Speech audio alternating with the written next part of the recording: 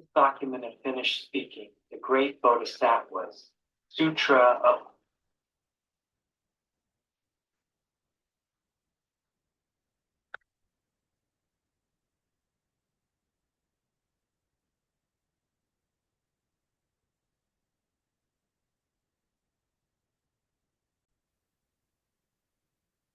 Good morning, everybody. Hopefully, you have had a nice dream. Yeah, time for us to go ahead with our recitation on Medicine Buddha. Yeah, at the first beginning, I would like to do the prayer. And because with the prayer, we can go ahead with the Buddha's wisdom. And yeah, okay, I will do it. Let's sit upright, raise our palms together, and concentrate on the prayer below. We take refuge with our mental Benny. We take refuge with Shakyamuni Buddha. We take refuge with all the triple jewel of the 10 directions and the 3 periods of time. Those spoken in Sutra, that surpass profound and wonderful Dharma. In hundreds of millions of beings, it is difficult to encounter. We now see and hear it, receive and behold it, and without you fathom the Tathagata's true meaning, and without you practice the Tathagata's true way, and without you attain the Tathagata's true state.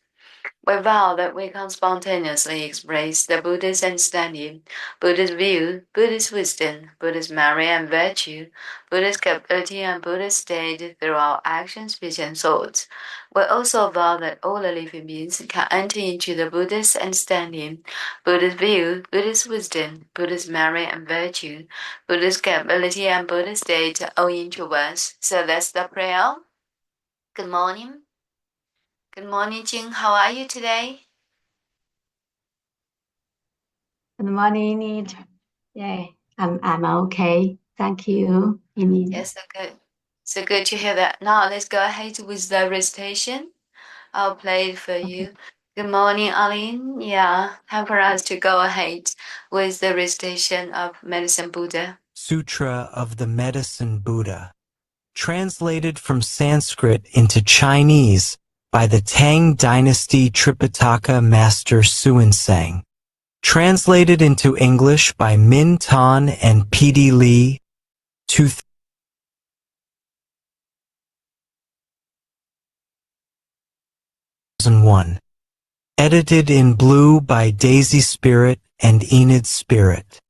According to the instructions of the kind mentor Benny Spirit. Of Buddha's practice incorporated in June 2024. Thus have I heard, once Buddha Sakyamuni, the world-honored one, was traveling throughout the various lands to teach and convert the people. When he arrives in Vaisali, he rested under the tree of music, accompanied by 8,000 great bhiksus. An immeasurably great assembly, including 36,000 great bodhisattvas as well as kings, great ministers, Brahmins, laymen and women, the 8 types of divinities and other human and non-human beings, gathered respectfully around the Buddha as he preached the Dharma. At that time, the Bodhisattva Manjusri, Prince of the Dharma, receiving the awesome spiritual power of the Buddha, rose from his seat, adjusted his robe to bare his shoulder and knelt on his right knee. He bowed deeply, and with palms joined, respectfully addressed the Buddha. World-honored one, may I please request you to explain the various names and titles, the great, past vows and the superlative virtues of the Buddhas, so that those who are listening to you will be freed of karmic obstructions, while in the future, sentient beings in the Dharma semblance age will also derive great benefit and joy.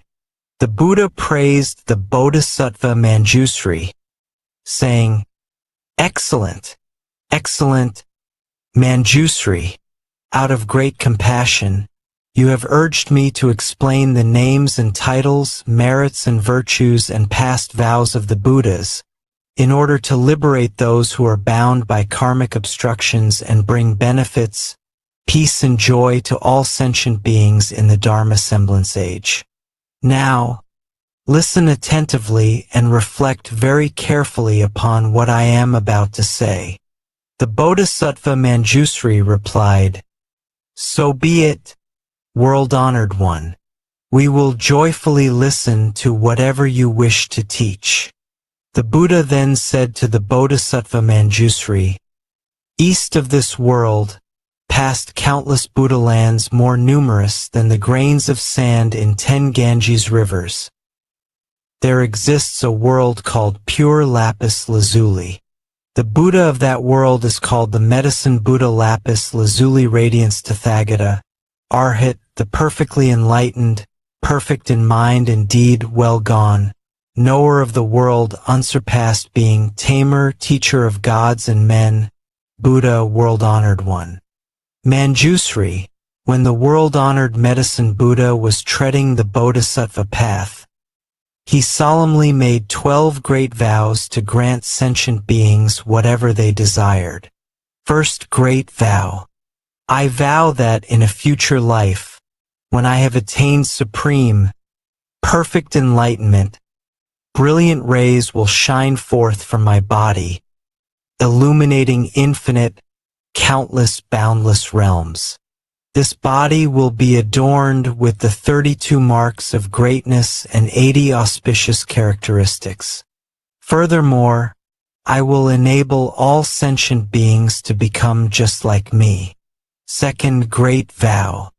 I vow that in a future life, when I have attained supreme enlightenment, my body, inside and out, will radiate far and wide the clarity and flawless purity of lapis lazuli. This body will be adorned with superlative virtues and dwell peacefully in the midst of a web of light more magnificent than the sun or moon.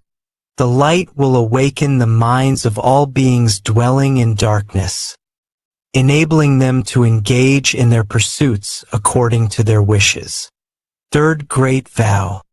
I vow that in a future life, when I have attained supreme enlightenment, I will, with infinite wisdom and skillful means, provide all sentient beings with an inexhaustible quantity of goods to meet their material needs.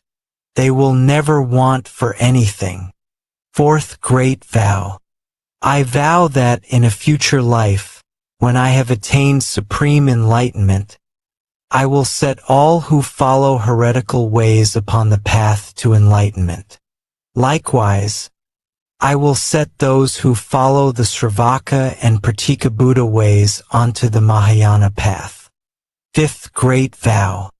I vow that in a future life, when I have attained supreme enlightenment, I will help all the countless sentient beings who cultivate the path of morality in accordance with my Dharma to observe the rules of conduct, precepts, to perfection, in conformity with the 3 root precepts. Even those guilty of disparaging or violating the precepts will regain their purity upon hearing my name and avoid descending upon the evil paths. Sixth great vow. I vow that in a future life, when I have attained supreme enlightenment, sentient beings with imperfect bodies, whose senses are deficient, who are ugly, stupid, blind, deaf, mute, crippled, hunchbacked, leprous, insane, or suffering from various other illnesses will, upon hearing my name, acquire well-formed bodies, endowed with intelligence, with all senses intact. They will be free of illness and suffering. Seventh great vow. I vow that in a future life, when I have attained supreme enlightenment, sentient beings afflicted with various illnesses, with no one to help them, nowhere to turn, no physicians, no medicine, no family, no home, who are destitute and miserable will, as soon as my name passes through their ears, be relieved of all their illnesses. With mind and body peaceful and contented, they will enjoy home, family, and property in abundance, and eventually realize unsurpassed supreme enlightenment. Eighth Great Vow. I vow that in a future life, when I have attained supreme enlightenment, those women who are extremely disgusted with the 100 afflictions that befall women and wish to abandon their female form, will, upon hearing my name, all be reborn as men. They will be endowed with characteristics of Buddhas and eventually realize unsurpassed supreme enlightenment. Ninth Great Vow. I vow that in a future life, when I have attained supreme enlightenment, I will help all sentient beings escape from the demon's net and free themselves from the bonds of heretical paths. Should they be caught in the thicket of wrong views, I will lead them to correct views, gradually inducing them to cultivate the practices of Bodhisattvas and swiftly realize supreme, perfect enlightenment. Tenth Great Vow. I vow that in a future life, when I have attained supreme enlightenment, those sentient beings who are shackled, beaten, imprisoned, condemned to death or otherwise subjected to countless miseries and humiliations by royal decree, and who are suffering in body and mind from this oppression, need only hear my name to be freed from all these afflictions, thanks to the awesome power of my merits and virtues. 11th Great Vow. I vow that in a future life, when I have attained supreme enlightenment, if sentient beings who are tormented by hunger and thirst, to the point of creating evil karma in their attempts to survive, should succeed in hearing my name, recite it single-mindedly and hold fast to it, I will first satisfy them with the most exquisite food and drink. Ultimately, it is through the flavor of the Dharma that I will establish them in the realm of peace and happiness. 12th Great Vow. I vow that in a future life, when I have attained supreme enlightenment, if sentient beings who are utterly destitute, lacking clothes to protect them from mosquitoes and flies, heat and cold, and are suffering day and night, should hear my name, recite it single-mindedly and hold fast to it, their wishes will be fulfilled. They will immediately receive all manner of exquisite clothing, precious adornments, flower garlands and incense powder, and will enjoy music and entertainment to their heart's content. Manjusri, these are the 12 sublime vows made by the world-honored medicine Buddha Lapis Lazuli Radiance Tathagata, Arhat, the perfectly enlightened, when he was cultivating the Bodhisattva path. Manjusri, as to these great vows made by the medicine Buddha while he was following the Bodhisattva path, as well as the merits, virtues, and adornments of his Buddha land, I cannot possibly describe them all, not even if I were to speak for an aeon or more. However, this Buddha land is utterly pure. You will find no women, no evil paths, nor even cries of suffering there. In this land, the ground is made of lapis lazuli, the boundaries are demarcated with golden cords, the towns, towers, palaces, pavilions, as well as the balconies, windows, and draperies are all made of the 7 treasures. The merits, virtues, and adornments of this realm are identical to those of Amitabha Buddha's Pure Land in the West. In this land dwell 2 great Bodhisattvas, universal solar radiance and universal lunar radiance. Among the countless Bodhisattvas, they are the leaders. Each in turn will succeed the medicine Buddha and succeed to his true Dharma treasury. For these reasons, Manjusri, all devout men and women should vow to be born in this land.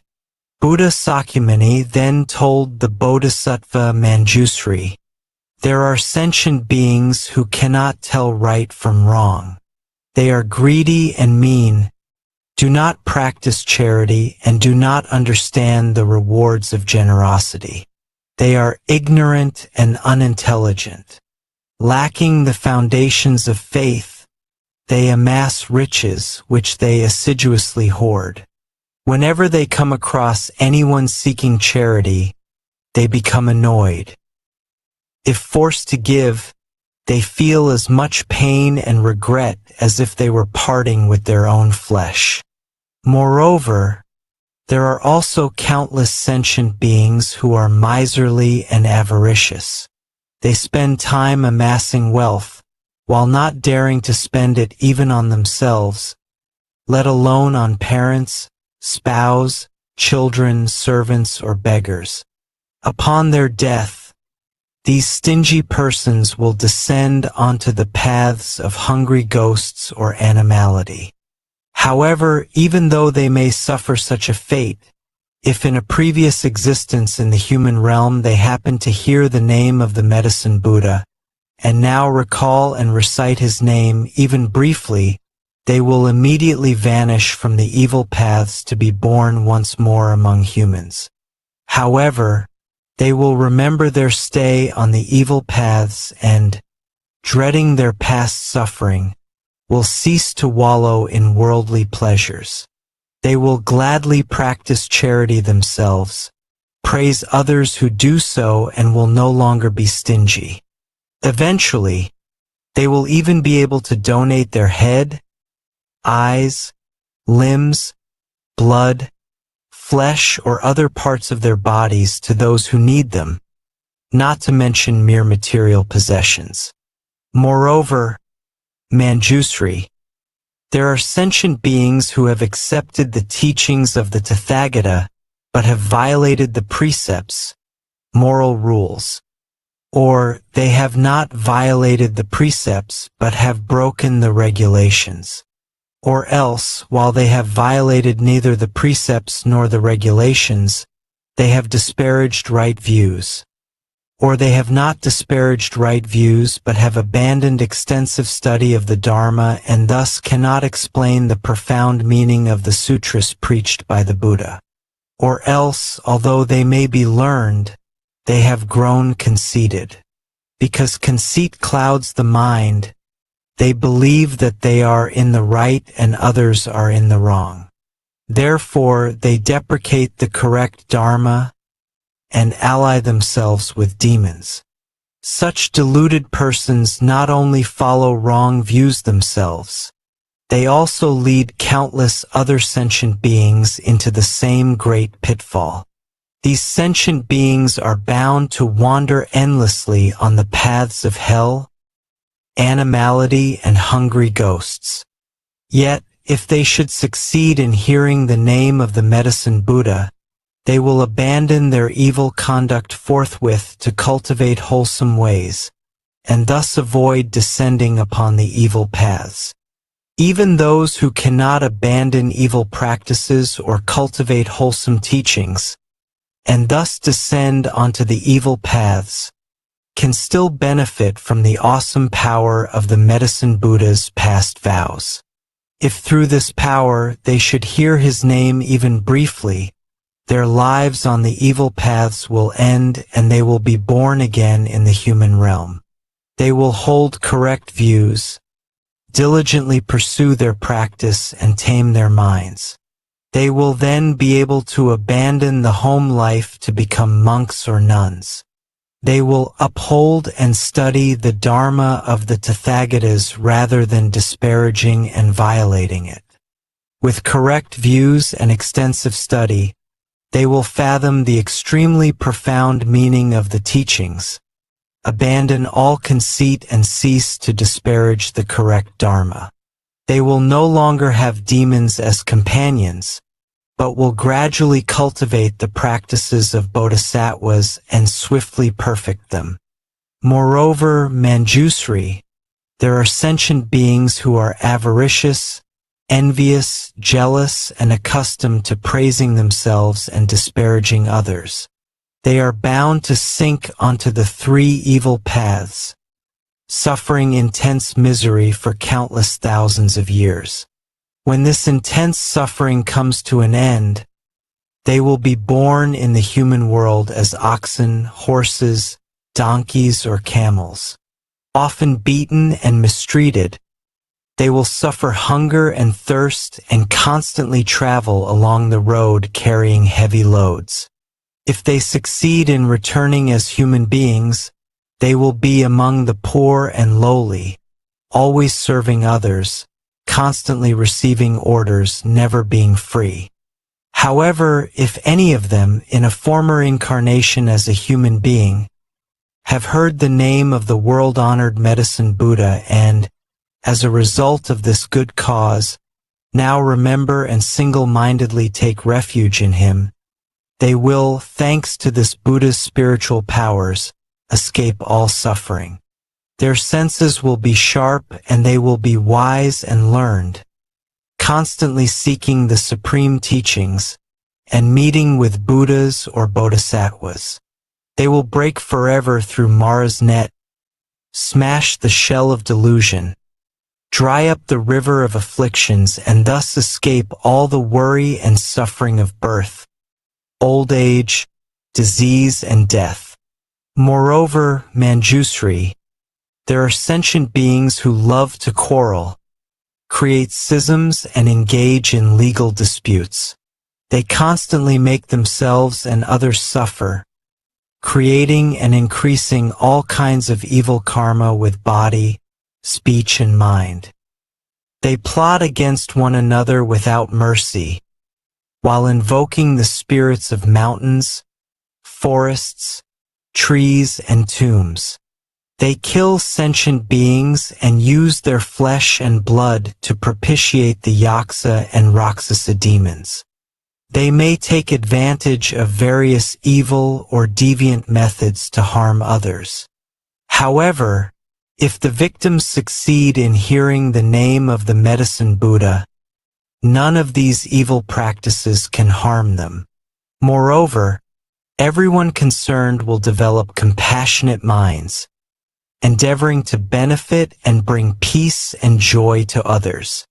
They will abandon their harmful thoughts and their angry, spiteful minds, and all parties will be happy and satisfied with what they have.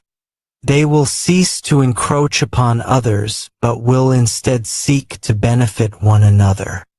Moreover, Manjusri, within the fourfold assembly of bhiksus, bhiksunis, upasakas, and upasikas, as well as among other men and women of pure faith, there are those who are able to adhere to the 8 precepts for a full year or for 3 months a year, dedicating these good roots toward rebirth in the Western Pure Land of Amitabha, the Buddha of infinite life, so as to listen to the correct Dharma. If their rebirth in the Pure Land is still uncertain, but they hear the name of the world-honored Medicine Buddha, then, at the time of death, 8 great Bodhisattvas, namely, Manjusri, Avalokitesvara, Mahasthamaprapta, Akshayamati, Ratnakandana, Vaishajyaraja, Vaishajyasamudgata, and Maitreya will traverse space and descend to show them the way. They will thereupon be reborn spontaneously in jeweled flowers of many hues. Moreover, there are those who are born in the celestial realms, thanks to hearing the name of the Medicine Buddha. Despite their birth in the celestial realms, their good roots are still not exhausted, and thus they will not be born again on the evil paths. When their lifespan in the celestial realms comes to an end, they may return to the human world as wheel-turning kings, ruling over the 4 continents around Mount Sumeru. With awesome virtues and ease, they will set countless hundreds of thousands of sentient beings onto the path of the 10 virtues. Or else, such persons may be born as Kshatriyas, the military ruling class, or Brahmins or laymen of great families, with abundant wealth and overflowing granaries and storehouses. They will be endowed with noble features, numerous family members and retainers, as well as intelligence, wisdom, bravery, vigor, and the imposing demeanor of a great hero. Likewise, if there is any woman who hears and single-mindedly holds fast to the name of the Medicine Buddha, she will never again be born in female form. Manjusri, after the Medicine Buddha attained Supreme Enlightenment, he realized, by virtue of his past vows, that sentient beings endured various diseases. Some were the targets of black magic or various poisons, while others suffered short lives or untimely death. At that time, seeking to put an end to these miseries and fulfill the desires of sentient beings, he entered a samadhi called eliminating all the suffering and afflictions of sentient beings. Once he entered that samadhi, a brilliant light shone forth from his ana as he uttered a great thirni. Namo Bhagavate Bhaishajaya Guruvedurya Prabharjaya Tathagataya. Art hate Samyak Sambadhaya Tadayatha. Om Baishaji Baishaji Baishajya Samadgate Svaha. As soon as the Medicine Buddha, in his radiance, had uttered this thirni, the entire cosmos rumbled and shook. Brilliant lights shone forth, allowing all sentient beings to escape disease and suffering and enjoy peace and happiness. Manjusri, if you come across any man or woman suffering illness, you should constantly cleanse him, bathe him and rinse his mouth. You should single-mindedly recite this thirni 108 times on his behalf, over his food, medicine, or water from which insects have been removed. Once he has consumed the food or drink, his illness and suffering will disappear. If the patient has a particular wish and single-mindedly recites this thirni, his wish will be fulfilled. He will be free of disease, enjoy a longer life, and, at death, be born in the realm of the Medicine Buddha. He will then be beyond retrogression and eventually realize supreme enlightenment. Therefore, Manjusri, any man or woman who single-mindedly reveres and respectfully makes offerings to the Medicine Buddha should constantly recite this thirni, never letting it out of his mind.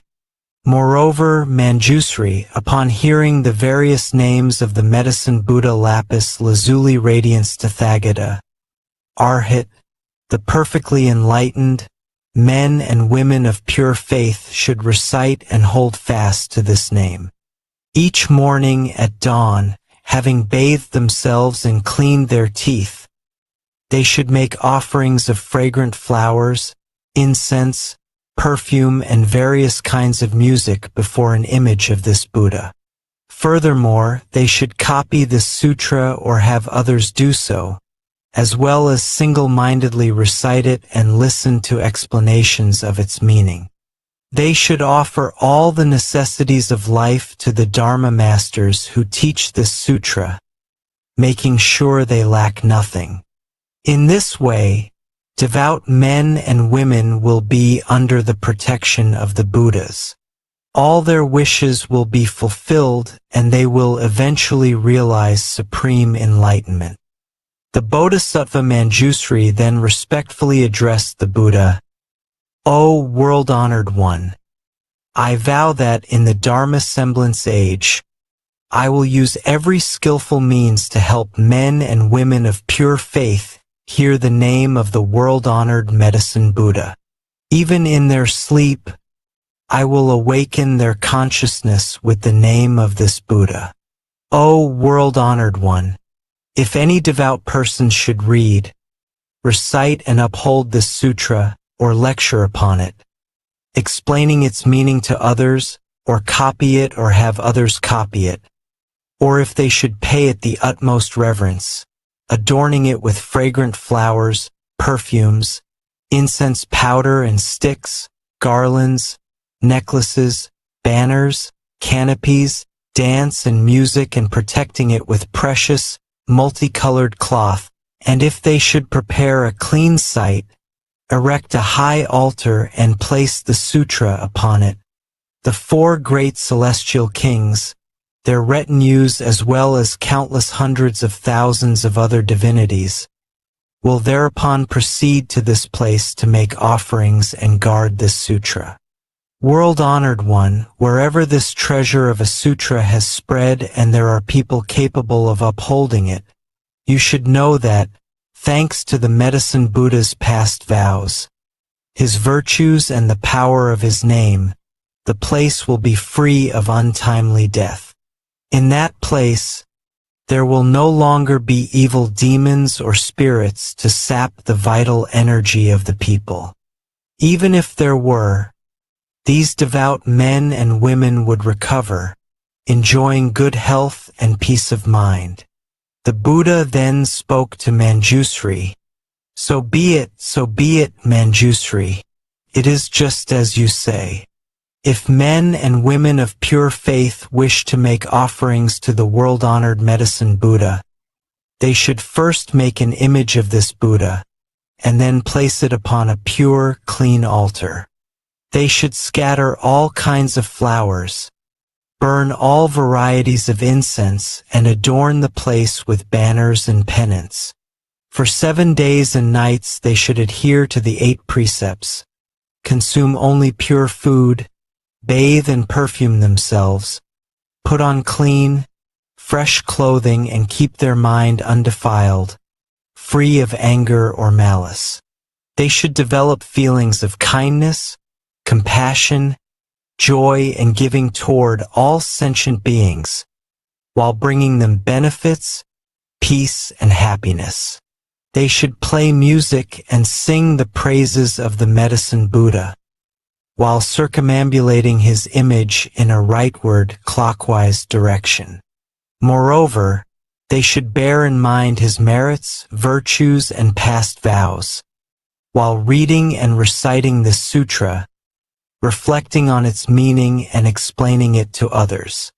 Whatever they wish will then be fulfilled, whether it be longevity, wealth, or anything else, such as official position or the birth of sons and daughters.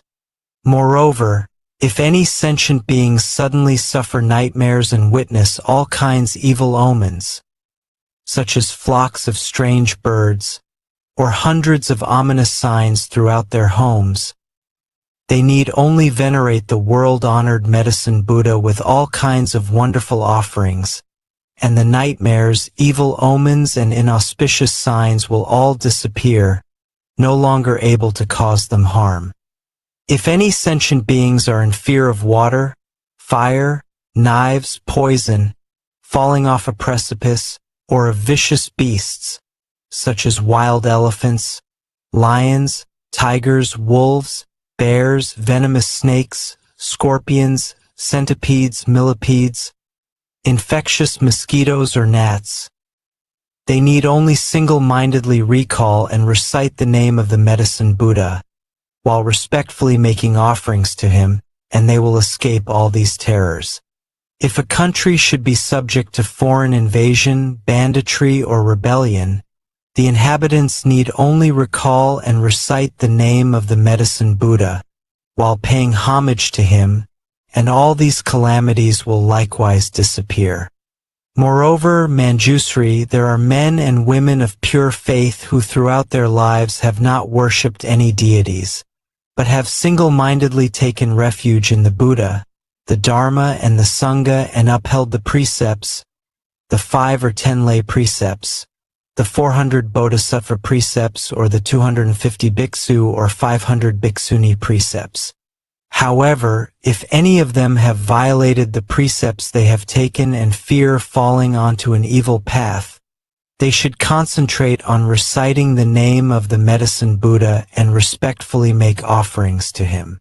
They will then certainly avoid rebirth on the 3 evil paths. If women who experience extreme pain during childbirth can, with utmost sincerity, recite the name of the Medicine Buddha, praise, venerate, and make offerings to him, they will be relieved of their suffering. The children born to them will be without defects, attractive in appearance, causing those who see them to rejoice. They will be endowed with keen senses and intelligence, along with a quiet disposition. They will seldom become ill, nor will evil spirits sap their vital energy. The world-honored one then asked Ananda, I have just extolled the merits and virtues of the world-honored Medicine Buddha. These merits and virtues are the extremely profound practices of all Buddhas, but are difficult to explain. Do you have faith in them or not? Ananda respectfully replied, O great virtuous world-honored one, I do not have any doubts about the sutras preached by the Tathagatas. Why? It is because the Tathagatas' karma of body, speech and mind are all pure.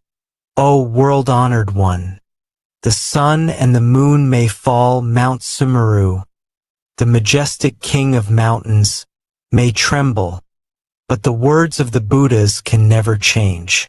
O world-honored one, some sentient beings, whose roots of faith are deficient, may hear of the sublime practices of the Buddhas and think, how can we obtain these merits, virtues, and great advantages just by reciting the name of the Medicine Buddha alone? Because of this lack of faith, they even develop disparaging thoughts, thus forfeiting great benefits and remaining in the long, dark night of ignorance. They descend onto the evil paths, revolving along them without end. The Buddha then said to Ananda, if these sentient beings should hear the name of the world-honored Medicine Buddha, single-mindedly recite and hold fast to it without harboring doubts, then it will be impossible for them to sink onto the evil paths. O Ananda, these extremely profound practices of the Buddhas are difficult to believe in, difficult to understand. Yet you are now able to accept them. You should realize that this is all due to the awesome power of the Tathagatas. O Ananda, even the Sravakas, Prataka Buddhas, and Bodhisattvas who have not reached the 10 grounds, stages, cannot understand and believe in this truth. Only the Bodhisattvas who are one lifetime away from Buddhahood can. O Ananda, a human rebirth is difficult to achieve. However, to believe in, respect, and honor the Triple Jewel is even more difficult. To hear the name of the world-honored Medicine Buddha is more difficult still. O Ananda, the Medicine Buddha has cultivated countless bodhisattva practices, employed countless skillful means, and made countless far-reaching vows. If I were to take an aeon or more to recount them, the aeon would come to an end before I could exhaustively describe all these wonderful practices, vows, and skillful means.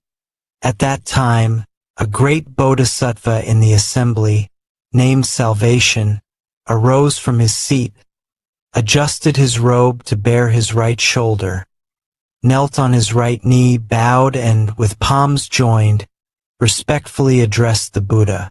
O great virtuous world-honored one, in the Dharma semblance age, there will be sentient beings who suffer numerous calamities, and are always sick and emaciated, unable to eat or drink, their throats dry and lips parched, their eyes seeing darkness everywhere. As the signs of death appear, they are surrounded by parents, family, friends, and the ones who master the wonderful Dharma weeping and lamenting. As such a patient lies in bed, he sees the messengers of Yama arrive to lead his consciousness before this king of justice. Now, all sentient beings have inborn spirits who record everything they do, both their transgressions and their merits. These spirits then present the patient's entire record to King Yama. At that time, The king questions the dying person and tabulates his good and bad karma before deciding upon his fate.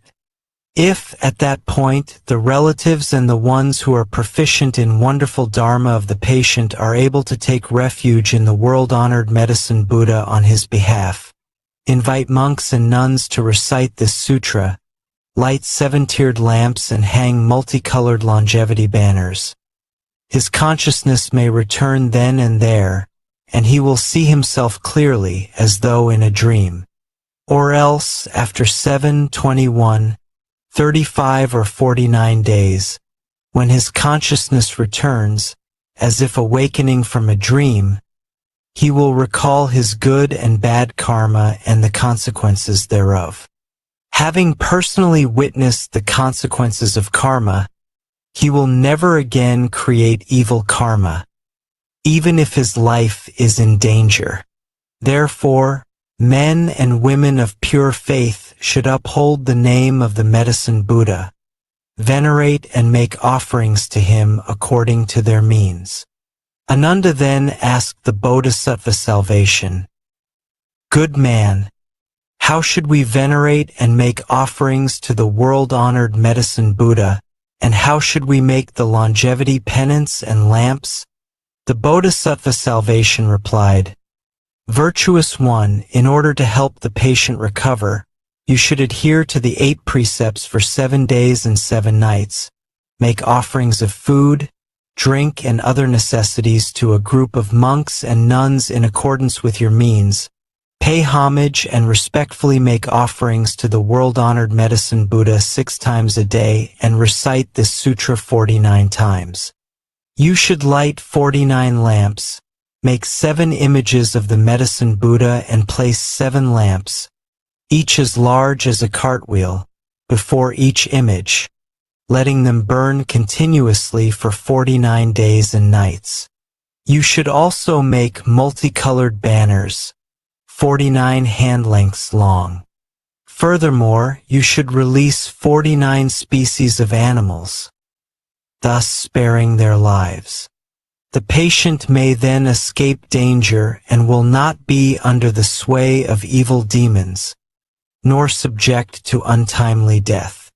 Moreover, Ananda, when the anointed Kshatriya kings find themselves beset by calamities, such as epidemics, foreign invasion, internal insurrection, an adverse alignment of the stars, an eclipse of the sun or the moon, unseasonable storms, or a failure of the monsoons, they should develop compassionate feelings toward all sentient beings.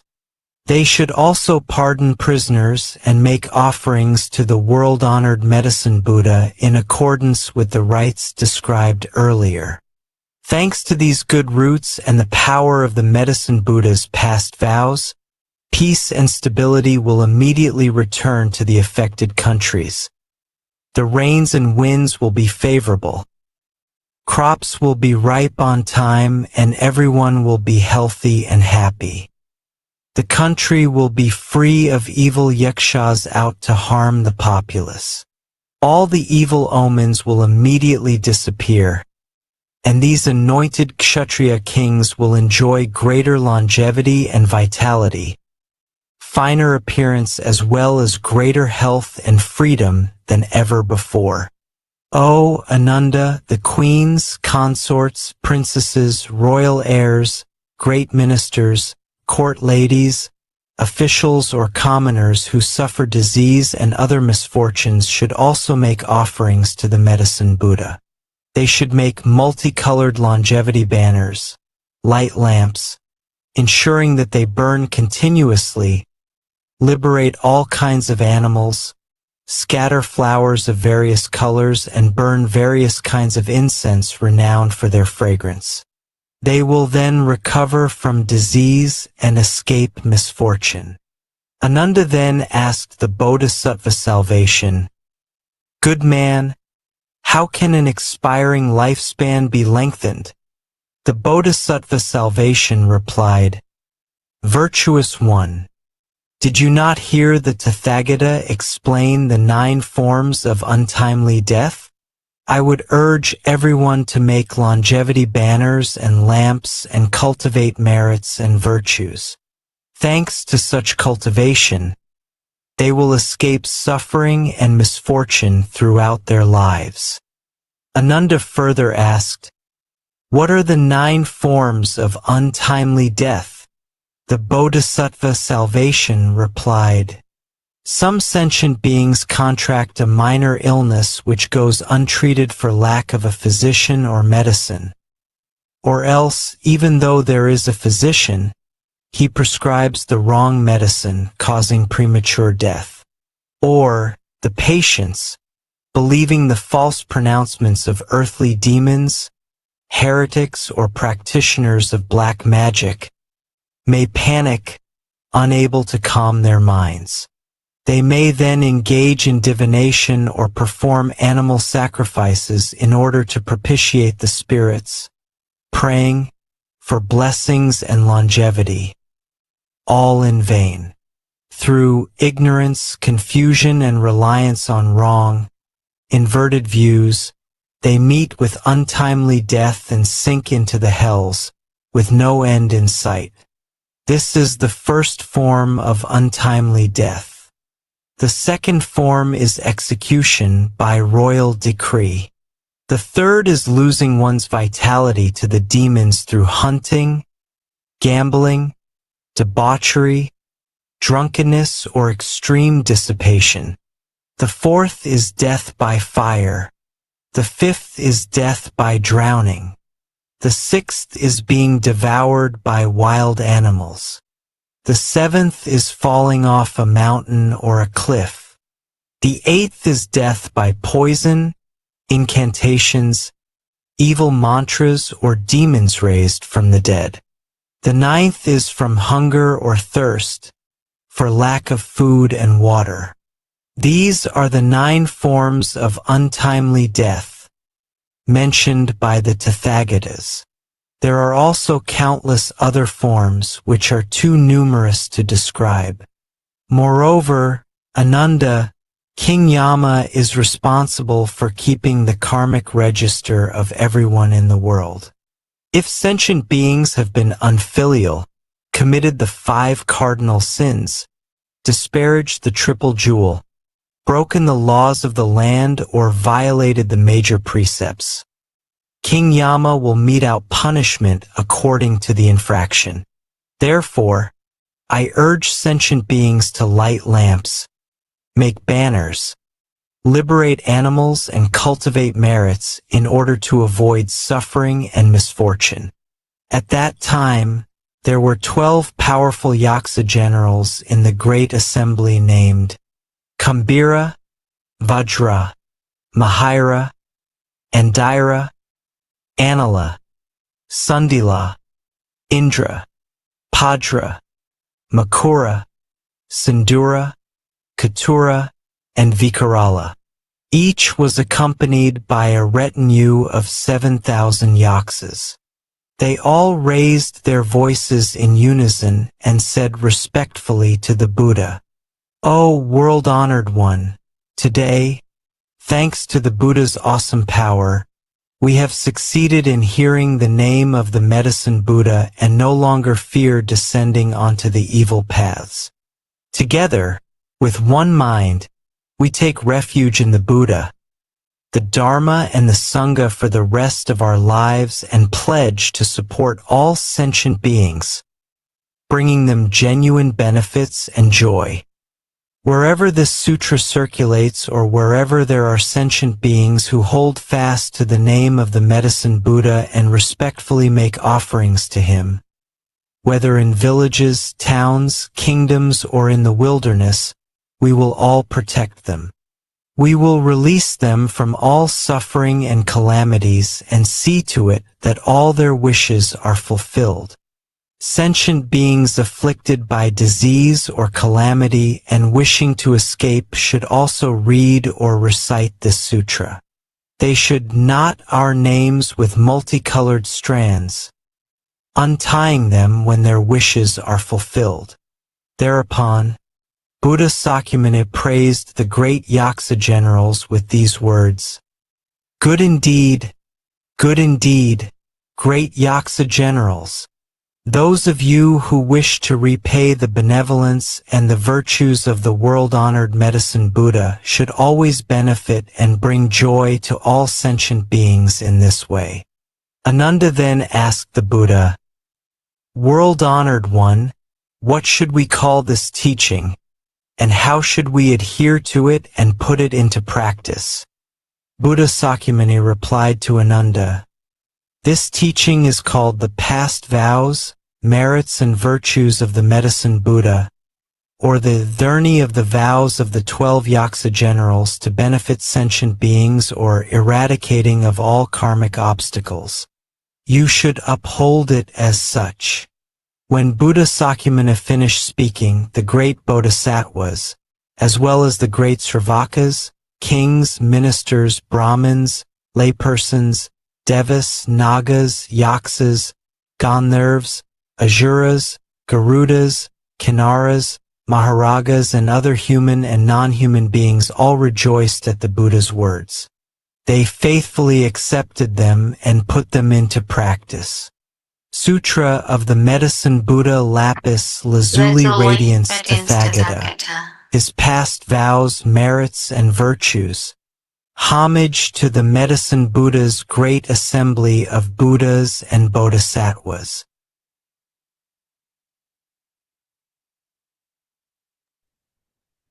Yeah, homage to the Medicine Buddha's great assembly of Buddhas and Bodhisattvas. Homage to our fundamental teacher, Buddha Shakyamuni. Homage to our commentator, Benny. So that's all for today. Thank you so much for your time, Jing and Aling and also Ellie. Have a beautiful day. See you then.